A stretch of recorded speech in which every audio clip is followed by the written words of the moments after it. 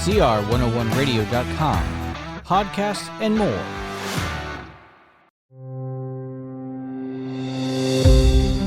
The Chalcedon Foundation presents Economics, Money and Hope, Part 2 of R.J. Rushton's lecture series, Economics, Money and Hope.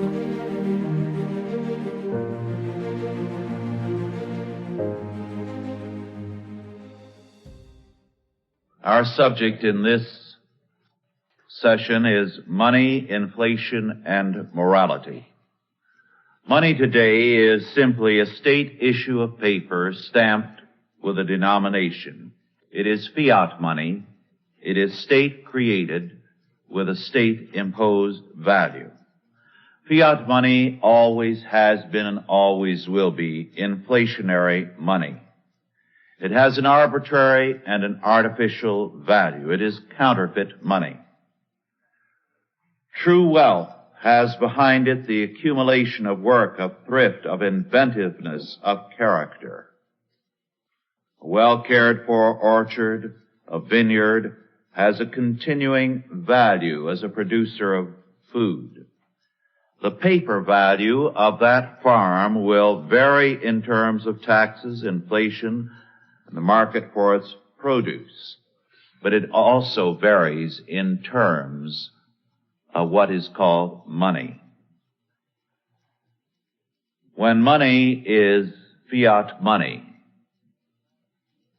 we falsely assume that a house or a farm has increased in value, when in reality all that has happened is that the money has grown cheaper. And what we are seeing today is the increasing cheapening of money by means of inflation. The real value of goods and of services, of buildings and farms has not changed. The value of money has. We have seen a steady depreciation of the value of money since the beginning of the Federal Reserve System, since World War II, and especially since the Vietnam War. As a result, to protect their assets, people have moved away from paper money and from bonds into short-term notes, buildings, land, gold, silver, and tools. But now we are seeing the decline of the value of stocks and of buildings. We are seeing a growing decapitalization of our society. I mentioned in the previous session that capital is not only money, but it includes work, thrift, character, inventiveness, intelligence. But today, capital is being destroyed by our social order, which taxes monetary wealth, which depreciates the value of work, and which in one way or another penalizes character, thrift, and intelligence. We are seeing the rate of inflation exceed the rate of savings. We are seeing savings taken by federal loans and bonds, and they do not go in the creating of new jobs. To illustrate, in the early 1970s, the capitalization required for a new job was roughly $100,000. In other words, to create a new job required in the form of the land that was used or the building, the tools, the education, everything that went into creating a new job, the materials out of which something was to be produced. The average was $100,000.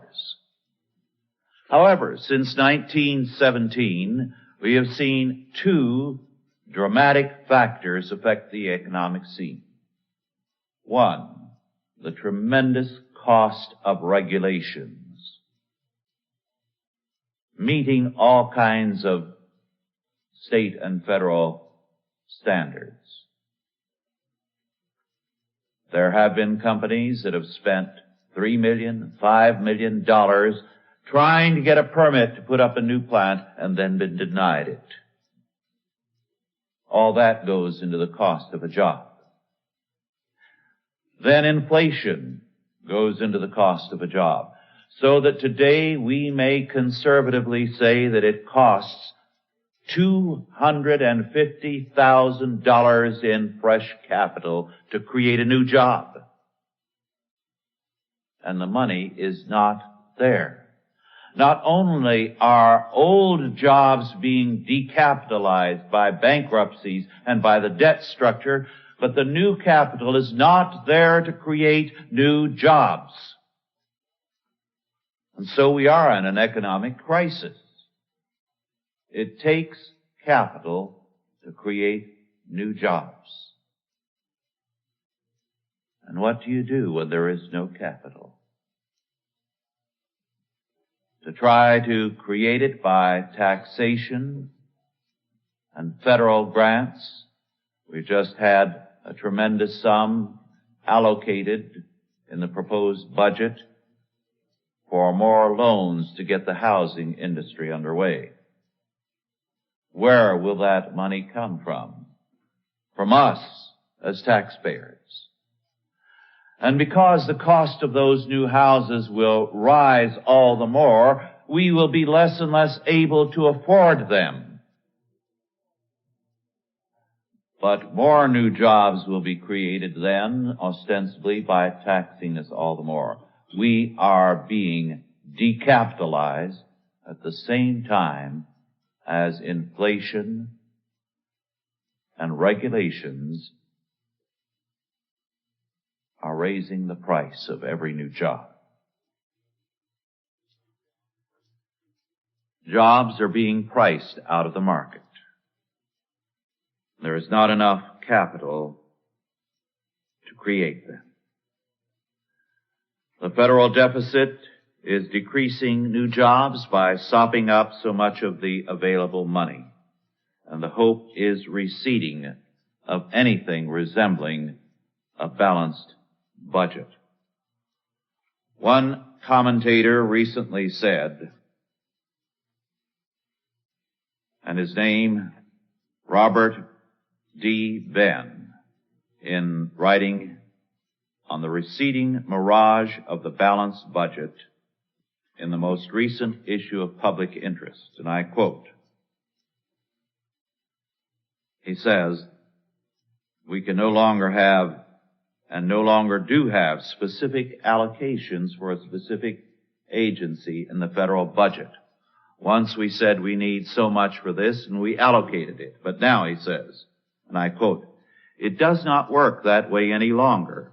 Rather than giving an agency a specific amount of money for a specific program, Congress decides what types of people are eligible for what levels of benefits under that program.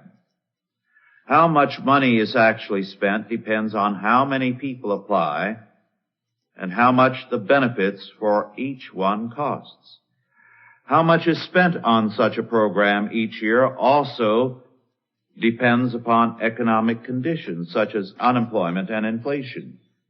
And how much we should budget for these programs next year depends upon what we think will happen to these economic factors. What we end up paying is not at all constrained by what number was used in that budget, unquote. Venn goes on to say, and I quote, uncontrollable spending is not only uncontrollable, it also increases uncontrollably, unquote. We see thus the debauchery of what pretends to be a federal budget. It is no longer a budget, but simply granting licenses in various areas for spending.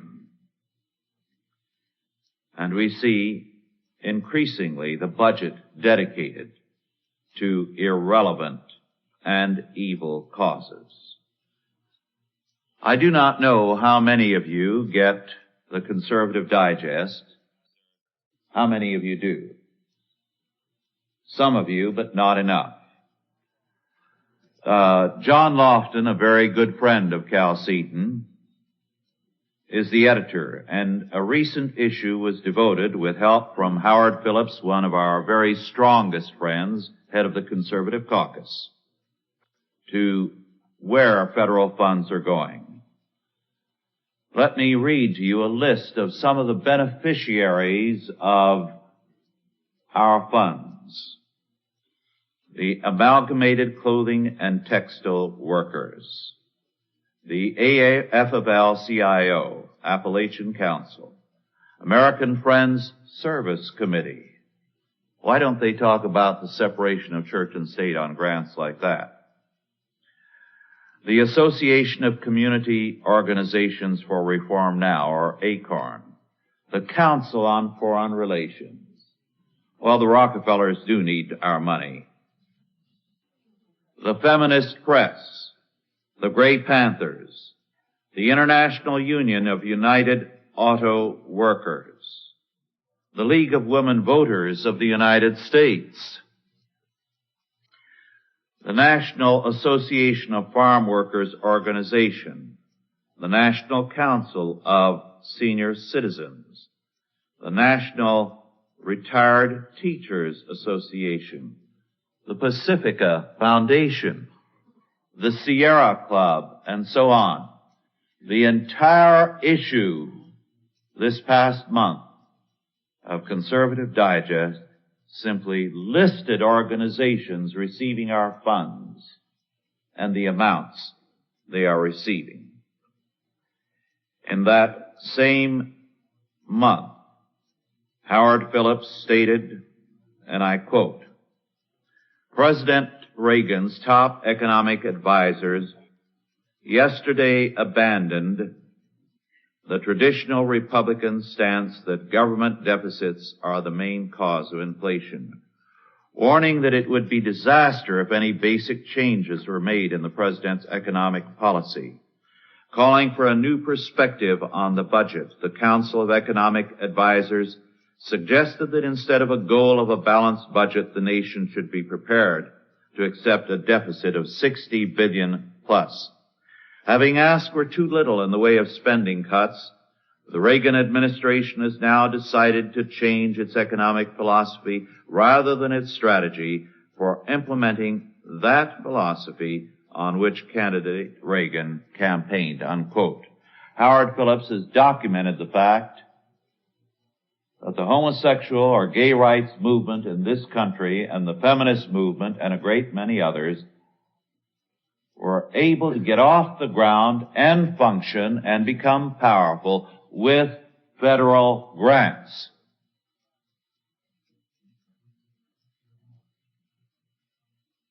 This is not all. Planned Parenthood, with its abortion stand and its educational program for sexual freedom, its lobbying for tax-paid abortions and for radical social change, has very extensive federal financing. For example, in 1980, the Planned Parenthood Federation of America took $12.8 million in tax dollars, more than half its budget.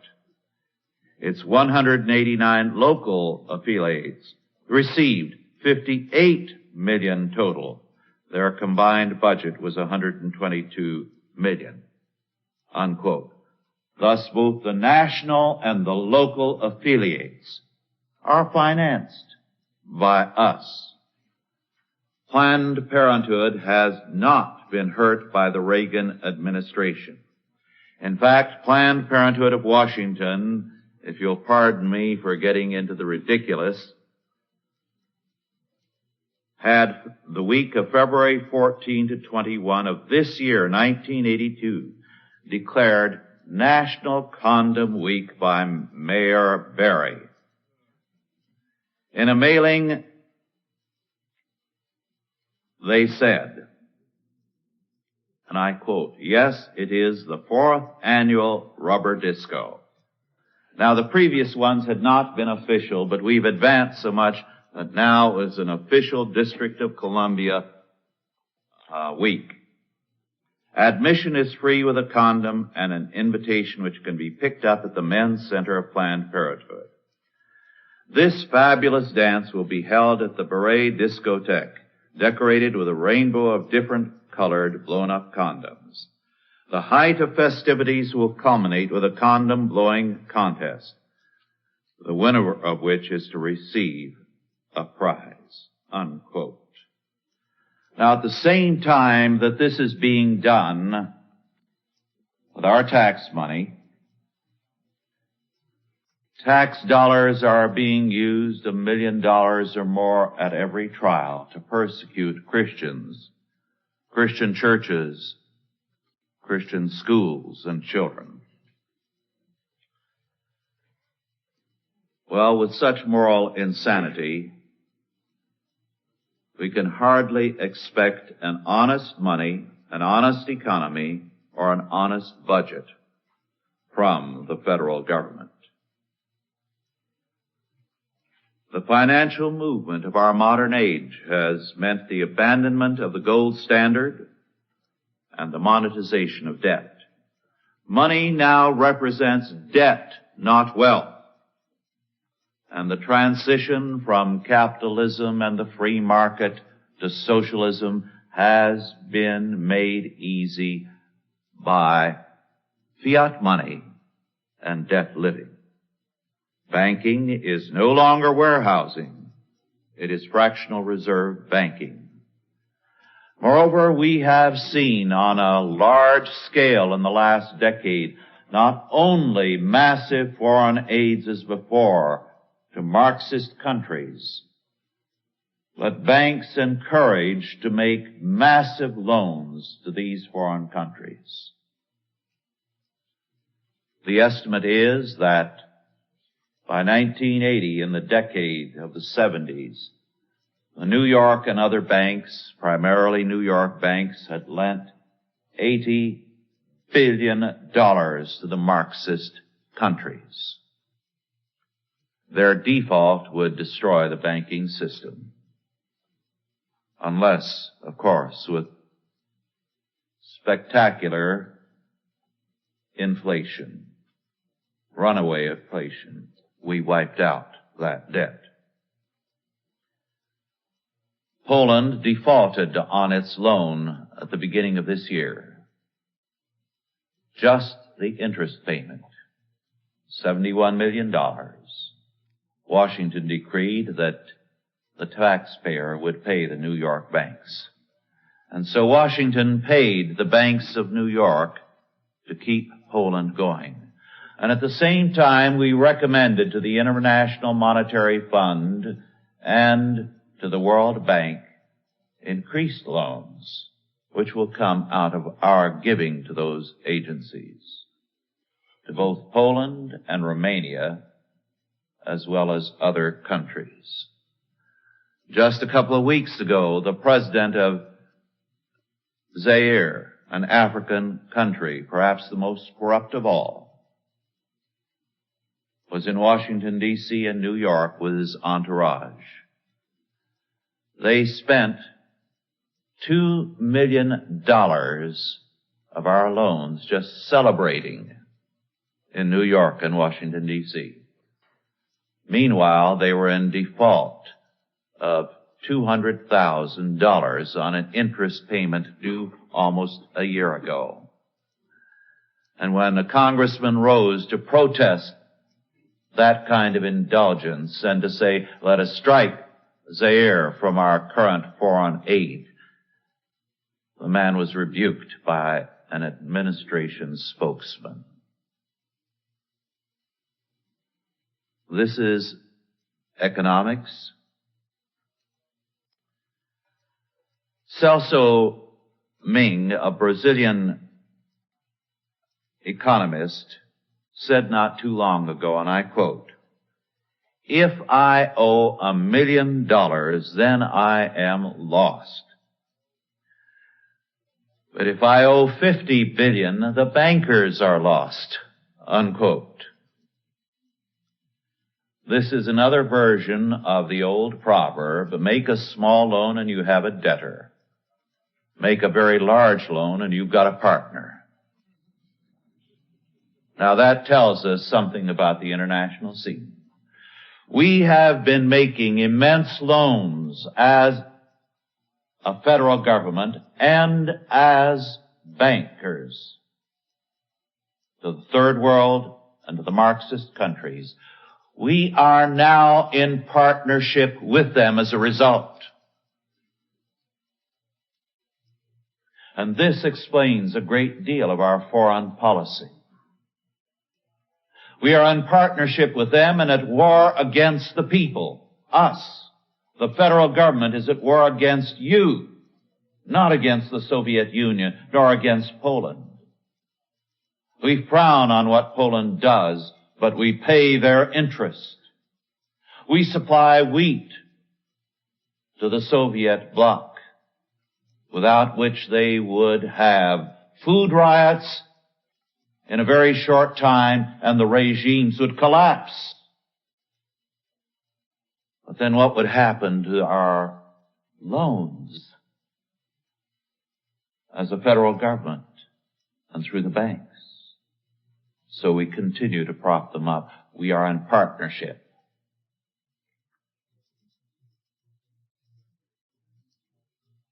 We're not only extending and increasing the loans, we are moving factories into the Iron Curtain countries to help their economies.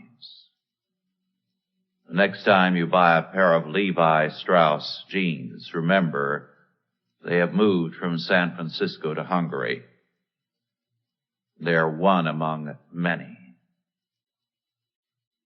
After all, you get what amounts to slave labor in those countries, and you can produce more cheaply. The morality of these loans by banks and by the federal government must be seen as basic to humanism. Humanism, you remember I said, believes in fiat money, in fiat morality, in fiat values. The state, therefore, seeks as God to create value and to create productivity and prosperity. And this outlook that man can create in every area is basic to modern banking. The bank loans to the USSR by the New York and other banks are to us insane. Civil governments have never in any era been safe borrowers. You and I cannot declare that we refuse to pay without having economic consequences. There will be a foreclosure. What we have will be taken from us. But this does not happen to civil governments.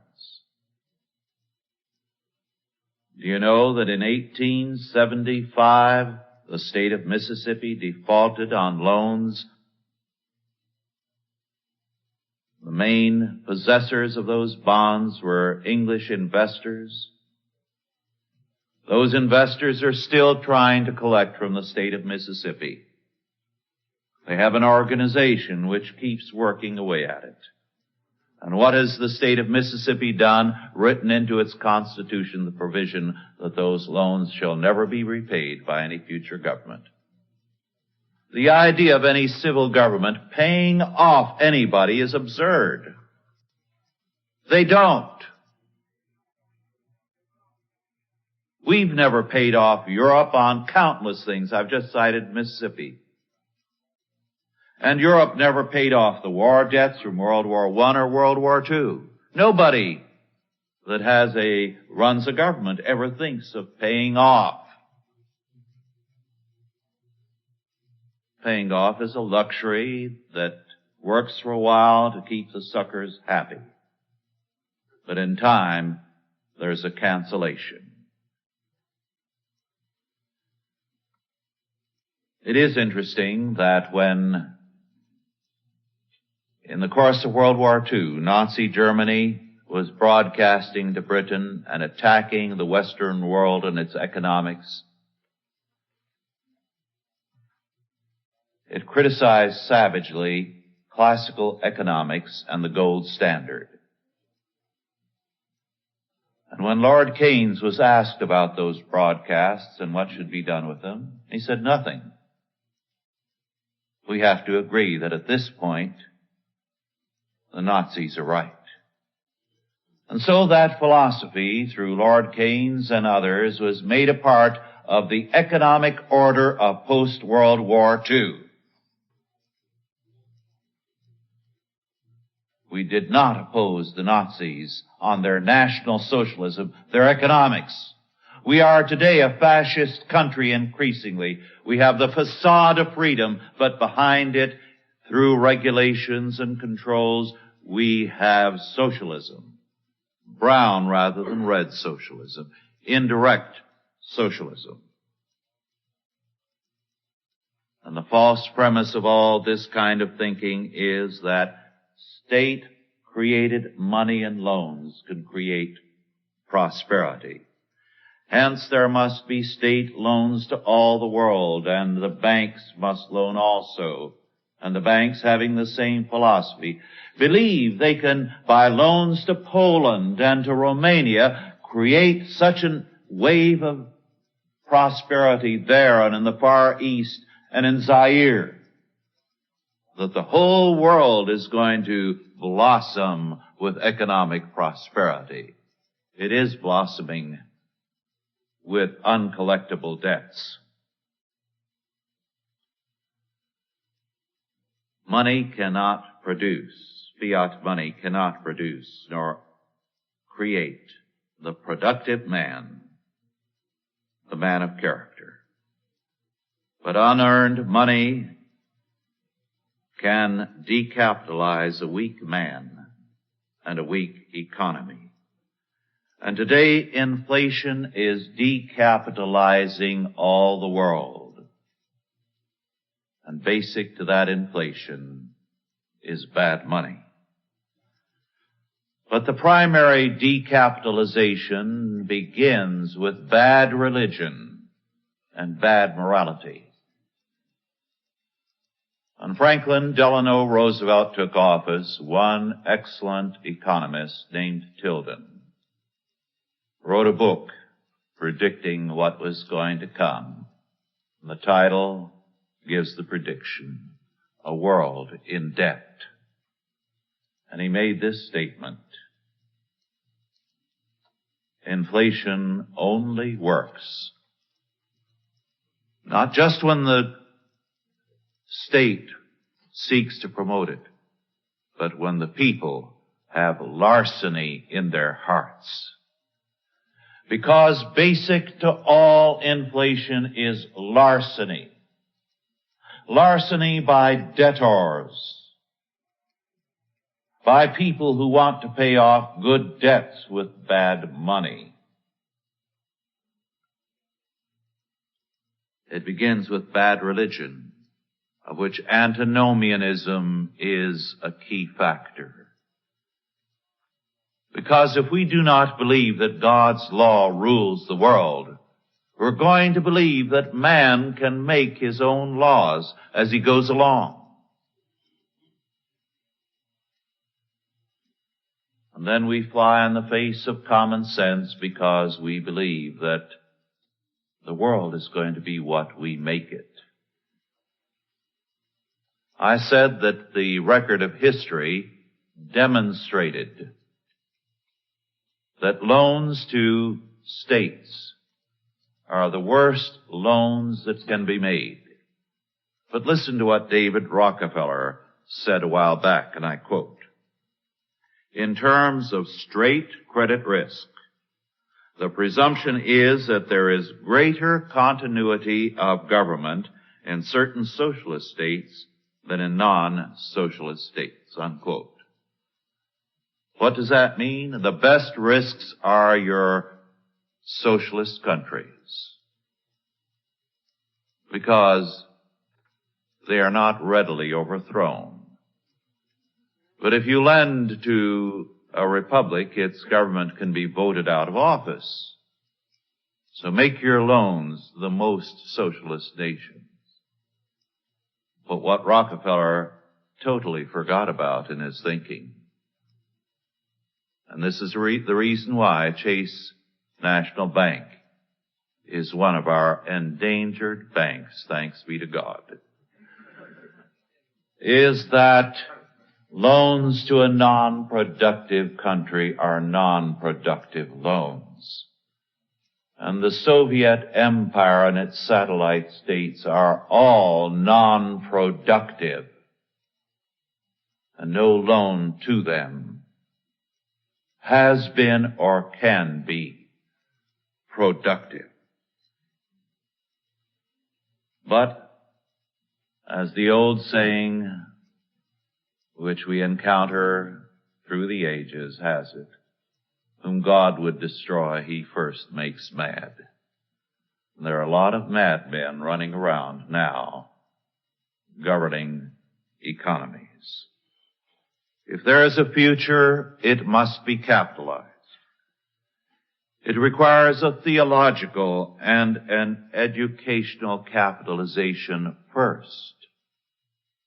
This is why we established Chalcedon. We want to capitalize the world, theologically and educationally. I believe that capitalization is underway. The very fact of the growth of the Christian school movement, so that it would appear that if they do not succeed in destroying it by 1999 or the year 2000, the public schools will have disappeared. That is significant. What is significant, too, is that there is a major move now by the black community into Christian schools. In our next Journal of Christian Reconstruction, we will give you some stories of that. Pastor Melvin Hodges, whom I know, in Baton Rouge, Louisiana, has a superb Christian school and a foundation for black Christian education, which is starting Christian schools in numerous areas. One of our Chalcedon men who is here, Howard Amundsen, has had a hand in an excellent school in Los Angeles. Los Angeles has a black mayor, but that has not saved Mrs. Jenkins from unbelievable harassment from the city. They do not want to see black education prosper, nor the black community move out of the public schools. But it's happening. And it's one of the most important indications of what the future is.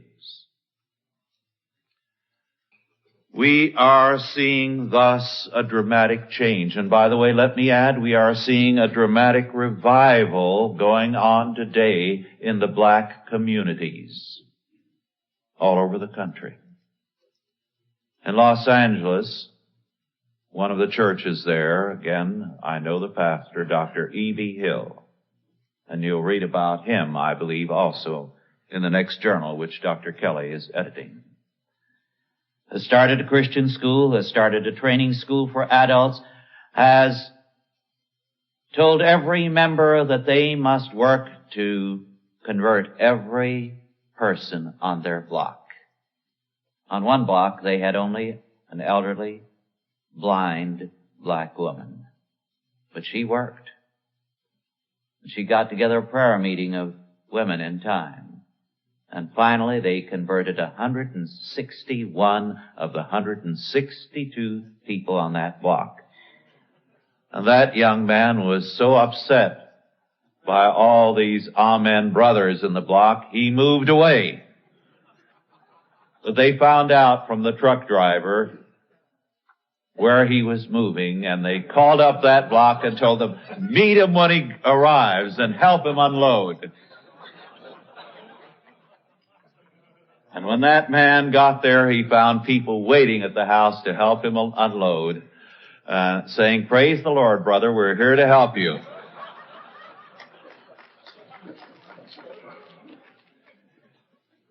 And he said, "Is the whole world going crazy?" Well, E.V. Hill says, either we're going to convert the people in the ghettos or the revolutionists are. And it is his goal in this decade to reach into every ghetto in the United States, every inner city area. And he has a helper now to do it, Bunker Hunt, a dedicated Christian.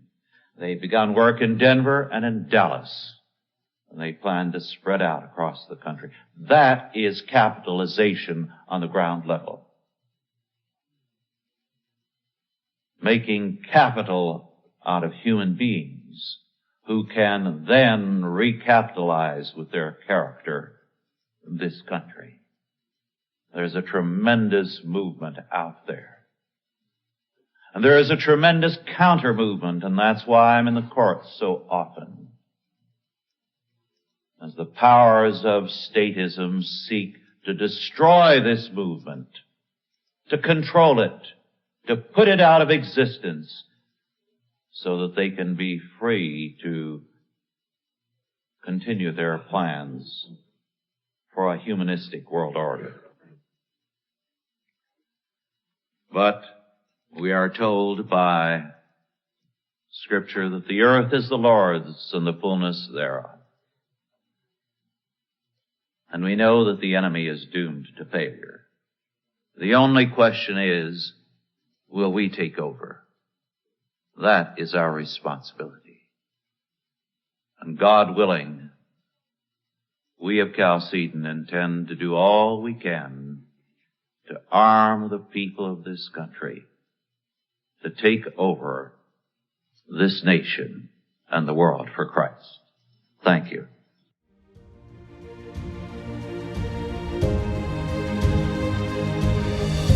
This has been a Chalcedon Foundation production, produced by Grace Community School and Nicene Covenant Church. If you enjoyed this lecture, be sure to visit chalcedon.edu for more lectures and series by R.J. Rushdoony and the Chalcedon Foundation.